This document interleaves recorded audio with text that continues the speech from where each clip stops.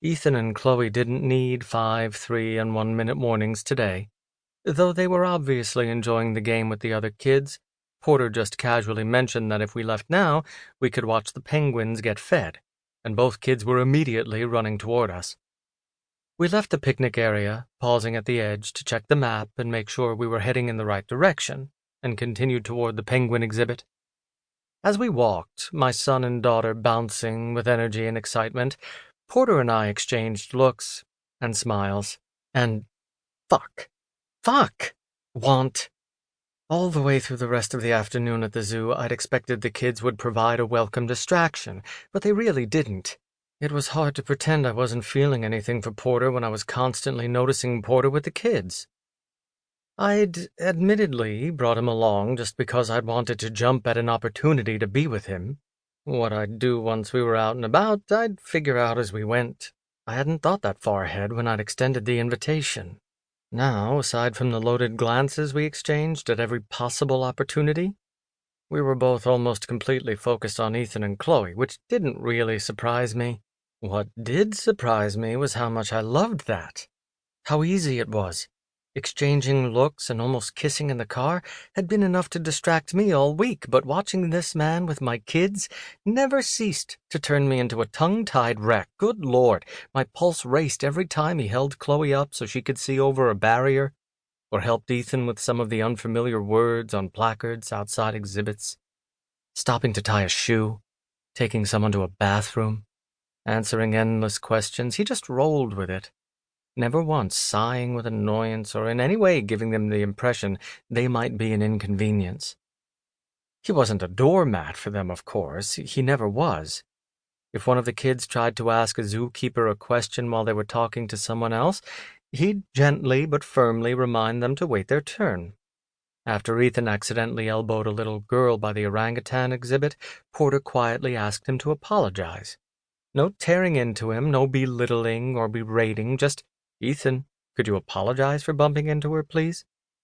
To which my son responded, softly and sincerely, "I'm sorry, I didn't mean to."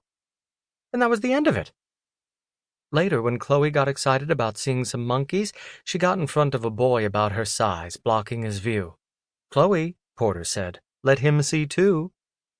She looked over her shoulder, realized the boy was standing there, and moved so they could both see. And I was hardly leaving all the parenting to him. I was doing the same things he was. It just made my heart flutter every time he did. Yeah, he was getting paid for this, but it was a Saturday, and he'd have been well within his rights to stay home and take a well-deserved day off. But no, he was here, with me. And that moment we'd shared in my car the other night couldn't begin to compete with every single moment he spent being relentlessly amazing for my kids. That other night had been all physical. In the car, he'd brought the embers of my libido back to life. I'd hardly thought about sex at all since Tiffany and I had separated, and I'd been so stressed and depressed, I hadn't really cared about how little I'd wanted sex. This, though, seeing Porter with my kids, this was the kind of thing that made my attraction run so much deeper than sex. It was what had tipped the scales with Tiffany that first time she and I had taken Zach with us to a movie. Watching the two of them chat excitedly about the characters over dinner afterward, I'd known I was going to marry her. I was getting way, way ahead of myself, comparing my early days with Tiffany to whatever the hell was happening, or I was imagining, with Porter. This was physical attraction, plain and simple. Okay, physical attraction nudged along by him unknowingly hitting all the right notes to win over this lonely single dad's heart. One thing at a time, though.